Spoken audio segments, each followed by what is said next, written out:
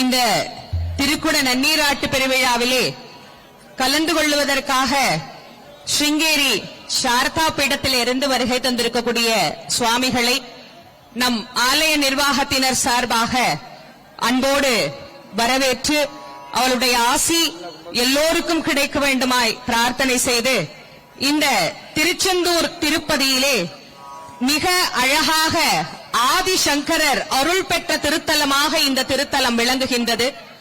ஆதிசங்கரருக்கு நோய் ஏற்பட்ட போது அந்த தீராத நோயை செந்திலம்பதியான் தீர்ப்பான் என்று செந்திலம்பதியானை இந்த திருத்தலத்திற்கு வந்து ஆதிசங்கரர் வழிபட்டு இங்கே பிரசாதமாக தரப்பட்ட விபூதி இலையினால் தன்னுடைய நோய் நீங்கப்பட்டு முருகப்பெருமானுக்கு சுப்பிரமணிய புஜங்கம் என்கின்ற அற்புதமான ஸ்தோத்திரத்தை பாடி அருளினார். அவருடைய வழிவழியாக வந்த ஸ்ருங்கேரி பீடாதிபதிகளினுடைய பேர் ஆசி பெரும் கருணையினால் இந்த செந்தில் ஆண்டவரினுடைய ஆலயத்திலே சிறப்பாக அற்புதமாக வழிபாடுகள் நடைபெற்று ஜகத்குரு சங்கராச்சாரிய ஸ்ரீ ஸ்ரீ ஸ்ரீ பாரதி தீர்த்த மகா சுவாமிகள் ஜூன் 27, 1983 ஆண்டு திருச்செந்தூர் கும்பாபிஷேகத்தை நிகழ்த்தி அருளினார். தற்போது ஜெகத்குரு ஸ்ரீ ஸ்ரீ விதுசேகர பாரதி மகா சுவாமிகள் ஆதிசங்கரர் தீராத நோயை தீர்த்த இந்த திருத்தலத்திற்கு தன்னுடைய குருநாதரினுடைய நினைவாக இங்கே வருகை தந்து இங்கே நமக்கு இங்கே அருளாசி புரிய எழுந்தருளி அருளி இருக்கின்றார். நோய்களை தீர்த்து முருகப்பெருமான் நமக்கு அருள் புரிவார் என்பது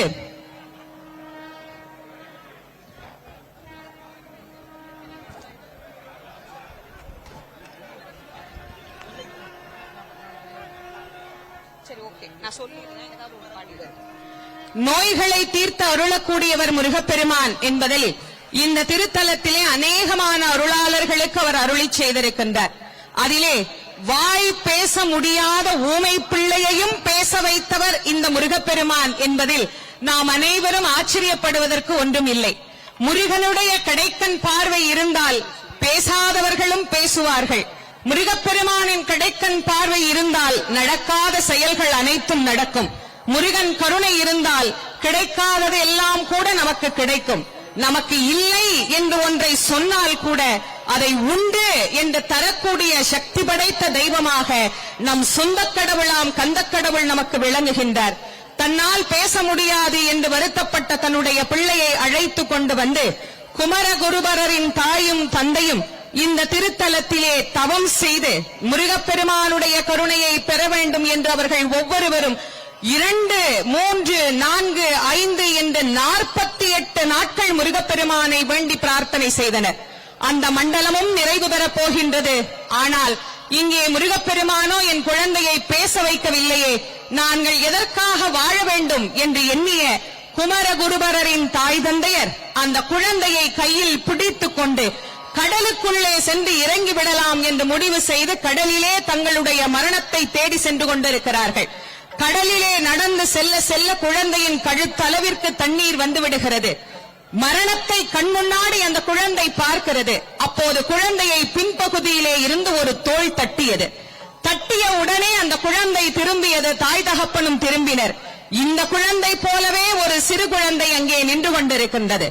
யார் அந்த குழந்தை என்று ஆச்சரியத்தோடு பார்க்கிற போது அந்த குழந்தை இந்த குமரகுருபரனை பார்த்து கையில் ஒரு பொருளை காட்டி இது என்ன என்று கேட்டது.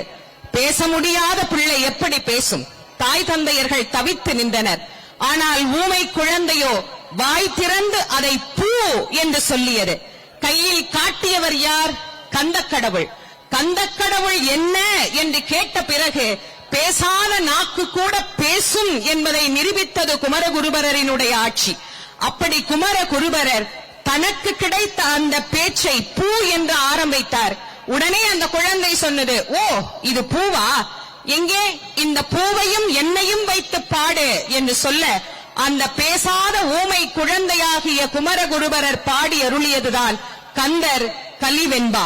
இன்றைக்கும் பேச வர இயலாத குழந்தைகளுக்காக இந்த கந்தர் கலிவெண்பாவை பாராயணம் செய்தால் அந்த குழந்தைகள் நன்றாக பேசும் என்பது இந்த தலத்தில் 100% கண்கண்ட உண்மையாகவே இன்றைக்கும் விளங்கிக் கொண்டிருக்கிறது.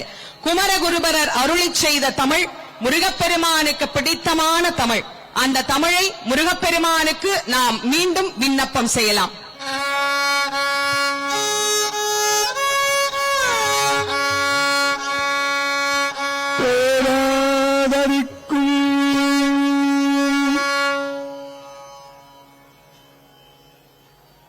இந்த விமான பகுதியை சுற்றி இருக்கிறவங்களை ரொம்ப தயவு பண்ணி அன்பா ஒரு விஷயம் கேட்டுக்கிறோம். எல்லாரும் கொஞ்சம் உட்காருங்க, அனைவரும் உட்காருங்க. காவல்துறை மிக அன்போடு கேட்டுக்கொள்கிறார்கள். மேல நிக்கிறவங்க தயவு பண்ணி உட்காருங்க, எல்லாருமே உட்காருங்க.